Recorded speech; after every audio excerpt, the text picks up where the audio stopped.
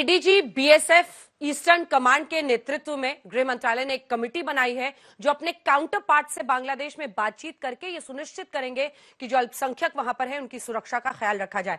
प्रेम शुक्ला जी, क्या कर सकते हैं हम, क्योंकि आप जो सीएए वाला कानून भी लाए हैं वो ऐसा लाए हैं जिसमें 2014 के पहले जो भारत आकर बसे हों उन्हीं को नागरिकता मिलेगी। देखिए, दो तीन बड़ी बातें हैं और ये चिंता का विषय भारत के लिए इसलिए भी है क्योंकि एक बार नंबर्स हम दिखा रहे हैं लगातार आज तक पर कि कैसे वहां पर हिंदुओं की जो पॉपुलेशन है, जनसंख्या है, उसमें घटा हुआ है। अब जो 1951 में लगभग 22% थे वो यहां पर 8% के आसपास पहुंच गए हैं 23 साल, जिसमें 15 साल शेख हसीना का भी राज रहा है। क्या कर सकते हैं, मतलब पार्लियामेंट में ऑपोजिशन पर अटैक करके कि तुम उस पर क्यों नहीं बोल रहे हो, तुम उस पर क्यों नहीं बोल रहे हो, बोलने से परिस्थिति बेहतर नहीं होगी। राहुल जो कि वहां पर एक म्यूजिशियन है, उनकी तस्वीरें जरा दिखाइए, उनके घर में क्या हुआ है। 200-300 उनके वाद्य यंत्र थे, उन सबको जला दिया, सीधा आग के हवाले कर दिया। और ये तो मतलब हिंसा जो उनके घर पर हुई है, हजारों लोग ऐसे हैं जिनको वहां पर टारगेट किया जा रहा है, कईयों की जान चली गई है। आप क्या कर रहे हैं, ये प्रश्न है। देखिए, बहुत अच्छा प्रश्न आपने किया राहुल आनंदा के बारे में। और राहुल आनंदा जो है वो जो स्टूडेंट मूवमेंट था उसको सपोर्ट कर रहे थे, जो सपोर्ट कर रहा था मूवमेंट, उसके यहाँ भी इस तरह का हमला होता है। निश्चित तौर पर भारत सरकार जो है अंतरराष्ट्रीय दबाव बना सकती है। भारत सरकार बांग्लादेश की जो रिजीम है उस पर इस बात का दबाव बनाए कि वहां अल्पसंख्यकों, विशेष करके हिंदू, हो चुकी हिंदू बड़ा टारगेट है वहां, हिंदुओं पर हो रहे लगातार हमले जो है वो रोकने के लिए वहां की जो परिवर्तित व्यवस्था है उस पर दबाव बनाना और अंतरराष्ट्रीय स्तर पर भी उस पर दबाव बनाना भारत सरकार के हाथ में निश्चित तौर पर यह है और भारत सरकार ये कर रही है। सवाल जो आपने बहुत अच्छा प्रश्न पूछा, 22% जो आबादी थी वो घटकर आज 8%, 7.8% आज है, यानी 8% के नीचे आ गई है। वो रातों रात तो हुआ नहीं है, ये 47 से लेके 2024 इस लंबे कार्यकाल में हुआ है। और जब 68 से 71 के बीच में जब मुक्ति बाहिनी का आंदोलन शुरू हुआ तो उस समय भी रजाकार कर क्या रहे थे, रजाकारों का तब भी टारगेट जो है हिंदू थे और मुक्ति बाहिनी के लोग थे। एक रजाकार वहां के, एक रजाकार जो है हैदराबाद में भी एक जमाने में होते थे। हैदराबाद में भी रजाकारों ने ही वहां हिंदुओं का कत्लेआम किया। तो ये रजाकार, जमाते इस्लामी, अहले हदीस, ये कौन लोग हैं भाई, इनको क्या समस्या? ये पाकिस्तान में भी यही मारते हैं, बांग्लादेश में भी यही मारते हैं, अफगानिस्तान में भी यही मारते हैं। तो ये जो कट्टरपंथ है, ये इस्लामिक कट्टरपंथ जो है, इसका दीर्घकालिक इलाज पूरी दुनिया को ढूंढने की आवश्यकता है। ब्रिटेन में भी इस तरह की समस्या खड़ी हुई, कौन लोग हैं वो? यूरोप में जर्मनी आज परेशान है, किसके कारण परेशान है? वहां राष्ट्रीय स्वयंसेवक संघ है क्या? वहां आज ब्रिटेन में जो है जिस तरह से कट्टरपंथी, इस्लामिक कट्टरपंथी जिस तरह से वहां दंगे कर रहे हैं, कौन है वहां? और फिलिस्तीन को लेकर चिंता होती है। अभी तक असदुद्दीन ओवैसी जो इनके सदर हैं, उनको हिंदुओं के नरसंहार पर चिंता वाला एक ट्वीट किसी ने देखा है क्या? राहुल गांधी का ट्वीट किसी ने देखा है क्या? राहुल गांधी कुछ बोलने में कल उन्होंने जो है मोहम्मद यूनुस को जो है उन्होंने बधाई तो दी, लेकिन वहां अल्पसंख्यकों को, हिंदुओं को, गाजा पर उनको चिंता थी, होनी भी चाहिए। मानवता का कहीं भी संहार होता है वहां खड़े होना चाहिए, भारत सरकार की भी ये भूमिका है। लेकिन आपको बांग्लादेश में भी अल्पसंख्यकों के अत्याचार के विरुद्ध उसी तरह से परचम लहराने के लिए खड़ा होना पड़ेगा। वकील साहब, मोर्चा संभालिए जी अपने ओवैसी साहब की तरफ से। जय फिलिस्तीन बोला था ना आपके सांसद जी ने। वैसे आप लोग 2 से 1 हो गए हैं, अब कि देश के भी मुस्लिम आपको वोट नहीं कर रहे, लेकिन जय फिलिस्तीन का नारा आपने दिया। अब ऐसे में जब बांग्लादेश में हिंदुओं पर होता है, तो कल अंग्रेजी में अपना एक ट्वीट मुझे पढ़ा रहे थे, अरे ये भारत में है, जिस जोर शोर से आप फिलिस्तीन का मुद्दा उठाते हैं पूरी दुनिया में खलबली मच जाती है, रिलीजियस परसिक्यूशन हो रहा है, क्रिश्चियनिटी के खिलाफ हो, मुस्लिम्स के खिलाफ हो, लेकिन जब हिंदुओं का होता है तो सबके गले से आवाज क्यों गायब हो जाती है? ये पहली बात तो हिंसा का कोई समर्थन नहीं करता। चाहे अभी वायलेंस होता है हम उसका खंडन करते हैं, चाहे बांग्लादेश हो, हिंदुस्तान हो, ब्रिटेन हो, कहीं पर भी हो। अभी प्रेम शुक्ला साहब ने कहा कि रजाकार थे, यहाँ खड़े हुए, तो सुनो, जो रजाकार थे वो चले गए। खड़े हुए रजाकार कब कहा मैंने? आपने हैदराबाद का आपने नाम लिया, हमारी पार्टी के बारे में कहा। सुनिए सुनिए, आप उनके नेता को बोलेंगे वो चुप रहेंगे। कमजोर नफ्स पे आपने हथौड़ा मारा। उनके नेता पर्दाफाश हो रहा है, जरा सा कुछ नहीं कह रहा था। संयम रखिए। इनको जो है, ये देखो, इनको पीड़ा है। अच्छा, ठीक। चोर की शुक्ला दाढ़ी जी। में तिनका, हाँ, इनके तिनका निकला। इसकी दाढ़ी पहुंच में गए दाढ़ी तिनका पे। दिखाता हूँ। अभी डिबेट का 5 दाढ़ी मिनट तो नहीं एक हुआ, ही जन दाढ़ी के पे पास है। पहुंच गए। अब दाढ़ी तो एक ही जन के पास है। अच्छा अच्छा, दाढ़ी सुनिए, टोपी से सुनिए। हमको मालूम है आपको कितनी मोहब्बत है। अभी रजाकार थे वो चले गए, और जो वफादार नहीं थे वो गए यहाँ सर। खड़े और आपके सामने बराबर बात नहीं कर गए, रहे नहीं हैं, गए। आपके हर झूठ का पर्दाफाश गए, कर नहीं रहे हैं। गए। सुनो आगे, नहीं सुनो गए। आगे, अभी तो सुनना पड़ेगा। नहीं गया रजाकार। शुक्ला सुनना जी, पड़ेगा, दाढ़ी प्लीज। टोपी पे है तो सुनना तो पड़ेगा ना। अंजना जी, ऐसा कैसा बोले ना, चलेगा? ऐसा कुछ भी कैसा नहीं बोले। होगा, बोलिए। अपना आवाज तो ज्यादा भारी है आपसे। अब बात नंबर 2, आपने कहा एक भी ट्वीट नहीं किया। अभी अंजना जी ने आपको बताया कल इंग्लिश में ट्वीट किया। अब इंग्लिश में करो, हिंदी में करो, ट्वीट होता है, उसमें बताया दिल कि से हर नहीं- दिल से नहीं एक लग रहा देश की ये जवाबदारी बनती है कि अपने यहाँ के माइनॉरिटी की वो रक्षा करे। भले आप इंडिया के अंदर नहीं कर रहे हो माइनॉरिटी की रक्षा, माइनॉरिटी के खिलाफ आप प्रतिदिन हर दिन नफरत का जहर घोलते रहते हो, बीज बोते हो नफरत का, करते रहो आप, जितना झूठ आपको फैलाना फैलाओ। लेकिन हम तो चाहेंगे कि बांग्लादेश में भी जो माइनॉरिटी है उसके खिलाफ जो आप लोग झूठा भरम रोज फैला रहे हैं फेसबुक के ऊपर, व्हाट्सएप के जरिए, तो वहां के फैक्ट चेकर ने, आप लोगों की भी फैक्ट चेकर ने चेक किया है कि किस तरह से मुसलमान लोग जाकर मंदिर के बाहर खड़े हुए हैं, मंदिर की रक्षा कर रहे हैं। वो आप क्यों नहीं बता रहे? मुसलमान मदरसे के बच्चे जो पढ़ते हैं मदरसे में, वो जाके मंदिर के बाहर खड़े होके हमारे हिंदू भाइयों की रक्षा कर रहे हैं, उनके घरों की रक्षा कर रहे हैं। ये भी बताओ। बात नंबर 3, अभी आपने इतनी बड़ी बात कर दी, बताइए इंडिया की फॉरेन पॉलिसी क्या है? जयशंकर का क्या कहना है इसके ऊपर? जब इंडिया को पता था अंजना जी के इतने वक्त से वहां पर चल रहा है, बाजू में श्रीलंका का हो गया, आप देख रहे हो उससे ज्यादा दूर नहीं है हमारा मिजोरम भी, वहां आप देख रहे हो क्या हो रहा है, ब्रिटेन में क्या हो रहा है, पाकिस्तान में क्या हो रहा है। तो इंडिया ने क्या स्टेप्स लिया था इंश्योर करने के लिए कि इस तरह का अगर कुछ हुआ तो इंडिया क्या स्टेप लेगा? दूसरे अब देश शेख में- हसीना उड़ के आ गई अपने यहाँ। 1 करोड़ 35 लाख वहां पर हिंदू हैं। जी, क्या करें? आपको एफएम बना देते हैं एक दिन के लिए। मैं आप सब- फॉरेन मिनिस्टर बन मेरा जाइए, आप ही फर्ज बता बनता है, दीजिए भारत दायित्व को क्या बनता है करना कि मैं चाहिए। उनकी रक्षा करूं। मैं अगर वहां का फॉरेन मिनिस्टर हूं या वहां का प्राइम मिनिस्टर नहीं हूं नहीं, या इंडिया का आप मिलिट्री बन रहे थे ना, जनरल एस जयशंकर बनिए ना। कर रहे। जयशंकर का क्या पॉलिसी है? क्या चलिए करना बताइए चाहिए? मेरे को अंजना जी, बांग्लादेश को लेकर हिंदुस्तान की क्या पॉलिसी है फॉरेन एक्सटर्नल मिनिस्ट्री के अंदर? बताइए। कोई पॉलिसी नहीं है। इनको पता नहीं हो रहा था कि क्या हो रहा है वहां पे, जबकि ये स्टूडेंट का आंदोलन चल रहा था। करना क्या चाहिए था ये बताइए ना। शेख अरे हसीना उनको को नहीं आने प्रिकॉशनरी देना मेजर चाहिए, लेना क्या था। क्या कह रहे हैं? अमेरिका ने क्या किया? वीजा कैंसिल कर दिया। अमेरिका ने नहीं लिया प्रिकॉशनरी शेख मेजर। हसीना को नहीं जैसा आने अमेरिका को पता चला कि हो सकता है कि शेख हसीना यहां से उड़ के हमारे यहाँ आ सकती है, सीधा वीजा उन्होंने कैंसिल कर दिया। अब लंदन जाने का बोल रहे हैं, लंदन का पता नहीं, वहां की सुप्रीम कोर्ट के लॉयर्स और वहां के लोग बोल रहे हैं कि हमारे यहाँ जो शेख हसीना है उनकी वजह से काफी लोगों की जानें चले गई। भारत सरकार उनको शेख उनकी बहन को हसीना की अरेस्ट कर वजह से हमारे जान हवाले जा रही करे। है। कैसा हवाले करेंगे आप बताइए? शेख अभी हसीना की वजह से जान जा रही है।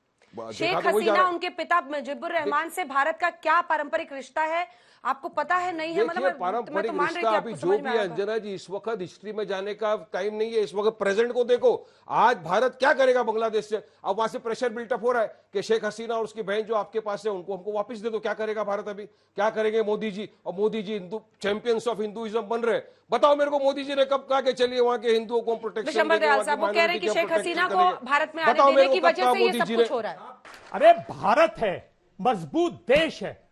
इस सब कॉन्टिनेंट में अगर हमें मजबूत बनना है और भारत रहना है तो शेख हसीना क्या, जितने भी लोग भारत के हितैषी अगर उन पे कष्ट आए तो आ जाओ, हम देखेंगे ना। क्यों? जब वो हमारी दोस्त थी। देखो, बांग्लादेश, भारत क्या बांग्लादेश का दुश्मन है? नहीं ना, हमने जन्माया उसको, हमारा दोस्त है। क्या जो आने वाली सरकार होगी वो बांग्लादेश के लोगों के खिलाफ होगी? नहीं ना, जो मोहम्मद यूनुस है वो अपनी जनता के खिलाफ होंगे। एक देश में आग लगी है जिसके पीछे कुछ ऐसी शक्तियां हैं, आईएसआई जैसी शक्तियां हैं, चाइनीज शक्तियां हैं, ऐसी शक्तियां जिन्होंने उस देश में आग लगा दी। भाई भारत किसी के इंटरनल अफेयर में तो नहीं दखलंदाजी दे सकता ना, नहीं तो मैं तो कंटेंजेंसी प्लानिंग बता देता। पर हमारी नीति नहीं है, हमारी ना नीति है ना हमारी नीयत है। हमारी नीयत बड़ी साफ है। बांग्लादेश हमारा दोस्त था, है, रहेगा। पहले तो इस मजबूती से बात करो। अगर शेख हसीना पे दिक्कत आई है, कल किसी और ऑपोजिशन लीडर पे दिक्कत आती है, किसी और रूलिंग पे दिक्कत आती है, भारत मजबूत है, इस सब कॉन्टिनेंट का मालिक बनेगा। एक दिन चाइना को उखाड़ फेंकेगा।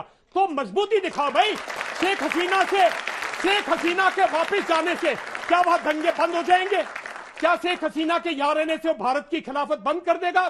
जो वहां का आदमी कर रहा है, जो आईएसआई है वो हमारी दुश्मन है, जो जमात इस्लामी है उसको भारत से कष्ट है। और हमारी माइनॉरिटी दुख है कि हम लोग वहां हिंदू माइनॉरिटी, वहां और भी माइनॉरिटीज हैं। और मेरा एक मानना, अंजना जी, बहुत शब्द है, बच्चों आप लोग अगली शताब्दी में जा रहे हो, इंडियन दुनिया में फैला हुआ है भाई, और उसमें हिंदू भी है 80%। कहां से वापस बुलाओगे? आज बांग्लादेश कह रहा वापस करो, आज पाकिस्तान कहता है, परसों अमेरिका कहेगा, कनाडा कहेगा, दुनिया कहेगी। कहां लाओगे? मेहनत करके गए हैं वहां, उन्होंने अपनी मेहनत की है, उन देशों में अपनी कंट्रीब्यूशन किया। भारत को मजबूत होना पड़ेगा।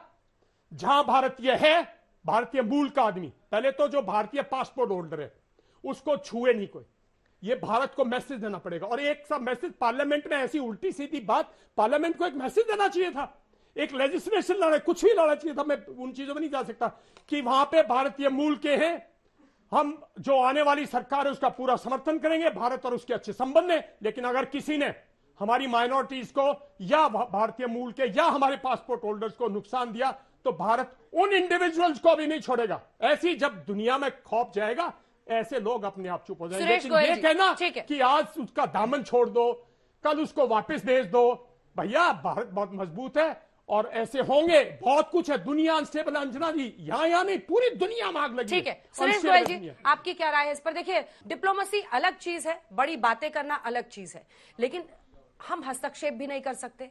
मोहम्मद यूनुस अंतरिम सरकार के हेड बन चुके हैं। भारत क्या कर सकता है ताकि वहां पर मौजूद हिंदुओं को आंच ना आए? देखिए, डिप्लोमेसी जो भी चलती है, विदेश नीति भाषणों से नहीं चलती है। अब मैं आपको एग्जांपल देता हूं। देखिए, प्रधानमंत्री मोदी जी ने जब मोहम्मद यूनुस को बधाई का मैसेज भेजा, उन्होंने ये भी कहा कि इसके साथ साथ अनुरोध है, मैं आशा करता हूं कि जो वहां पर माइनॉरिटीज हैं, खाली हिंदू माइनॉरिटीज नहीं, उन्होंने कहा हिंदू माइनॉरिटीज और बाकी सब माइनॉरिटीज को भी संरक्षण मिलेगा। हम जब देखते हैं माइनॉरिटीज, तो हम खाली एक माइनॉरिटी को, हालांकि हम जानते हैं कि किसकी बात कर रहे हैं, हम सबकी बात करेंगे। उसके फौरन बाद ही मैं यहां पर आने से पहले देख रहा था, तो मोहम्मद यूनुस ने ये कहा है कि अगर आप ये माइनॉरिटीज के खिलाफ जो वहां पर ये दंगे फसाद चल रहे हैं, ये दंगे फसाद बंद नहीं करेंगे तो मैं इस्तीफा दे दूंगा, मैं रिजाइन कर दूंगा। ये अब अगर एक देश का प्रधानमंत्री ऐसी बड़ी बात बोलता है कि मेरे लिए जरूरी है, तो इससे बड़ी बात क्या हो सकती है? और अगर उन्होंने कहा है, सब जानते हैं कि मोहम्मद यूनुस इससे पहले भारत से उनके संबंध पहले बीच में अच्छे रहे, लेकिन अभी इतने अच्छे नहीं थे।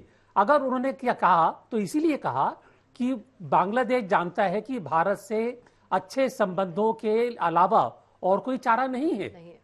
भारत के बांग्लादेश का जो बॉर्डर है, खाली हमारी सुरक्षा के लिए नहीं है, उनकी भी सुरक्षा के लिए है। उनका जो बे बंगाल में वहां पर जो पोर्ट है, अगर वहां से हमारे जो उड़ीसा से पारादीप से, अगर हमारी जो और ईस्टर्न कमांड से, संजय जी जानते हैं अच्छी तरह से, अगर वहां पर उनको ब्लॉकेट कर दें तो वो नहीं चल पाएंगे ये। तो उनकी भी सिक्योरिटी हमारे ऊपर डिपेंड करती है। चाइना से उनके रिलेशन कितने पीछे हो जाए। जमात इस्लामी है, आप अगर देखें कि उन एडवाइजर जो हैं, उनमें एक भी आदमी जमात इस्लामी का नहीं है। सारे आदमी जो है पहले के या तो फॉरेन सेक्रेटरी हैं, एक्सपर्ट्स हैं, वर्ल्ड बैंक से हैं, सब जो है प्रोफेशनल्स हैं। हाँ, लेकिन क्या मोहम्मद यूनुस, जनरल कुलकर्णी खुद टिक पाएंगे? मैं इसलिए प्रश्न कर रही हूं क्योंकि ये सबको पता है कि बीएनपी, बांग्लादेश नेशनलिस्ट पार्टी का ही जो छात्र विंग है, छात्र शिविर, वही था पीछे हिंसा के पूरे। जमायते इस्लामी, जो माफ कीजिएगा, जमायते इस्लामी का छात्र शिविर है, हिंसा के पीछे वही थे। क्या आपको लगता है कि वो आराम से मोहम्मद यूनुस को ऐसे न्यूट्रल लोगों के साथ, जो कि केपेबल लोग हैं, उनके साथ सरकारें चलाने देंगे? चुनाव कब होगा?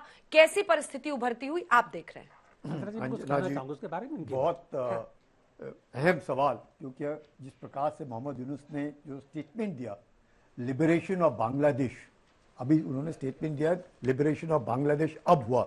मुझे लगता है कि लिबरेशन ऑफ बांग्लादेश 1971 में हुआ और 1971 में पाक की हार हुई और यही कारण था कि तब से जमायत इस्लामी जो लगा हुआ है लगातार पाकिस्तान के इशारों के ऊपर, और जिस प्रकार से उन्होंने वहाँ पे बांग्लादेशी उस वक्त ईस्ट पाकिस्तान, जिस प्रकार से औरतों के साथ बलात्कार किया, जिस प्रकार से उनके साथ बदतमीजी की, ये जमायत इस्लामी लगातार तब से करता आ रहा है।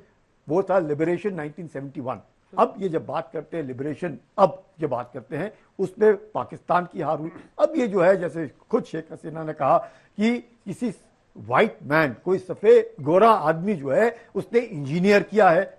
अगर उसने इंजीनियर किया है तो एग्जीक्यूट किसने किया है? पाकिस्तान ने किया है। पाकिस्तान में कौन है? आईएसआई है, जिसका जमायत इस्लामी जो बांग्लादेश में है उन्होंने एग्जीक्यूट किया है। और जो चीन जो है वो उसको चुपचाप देख रहा है और किसको सबसे ज्यादा नुकसान पहुंचाने की कोशिश करे? भारत को। लेकिन भारत और बांग्लादेश एक ऐसा संबंध है दोनों देशों के बीच, और हम भी चाहते हैं कि बांग्लादेश प्रॉस्पर करे, समृद्ध हो और अच्छा बने। और जिस प्रकार से 15 साल में बांग्लादेश उस मकाम पर जा पहुंचा, 8% लगातार growth rate every year, 250 lakh लोगों को उन्होंने गरीबी रेखा से ऊपर उठाया, बहुत मायने रखता है। मेरे को तो ये लगता है भारत और बांग्लादेश का जो रिश्ता है जैसे भगवान और इंसान का है। इंसान को भी भगवान चाहिए और भगवान को भी इंसान चाहिए। अगर इंसान नहीं होगा तो भगवान क्या करेगा? जो नास्तिक है वो क्या करे? दोनों को जो नास्तिक है वो क्या करे? दोनों को एक दूसरे की लेकिन प्रेम जरूरत है। शुक्ला जी, शेख हसीना को लेकर आपकी पार्टी की स्ट्रैटेजी क्या है, आपकी सरकार की? क्योंकि देखिए, एक सेकंड में लौट रही हूँ। शेख मुजीबुर रहमान, नहीं इन बच्चे पढ़ के आए हैं, उनको भी पता है थोड़ा।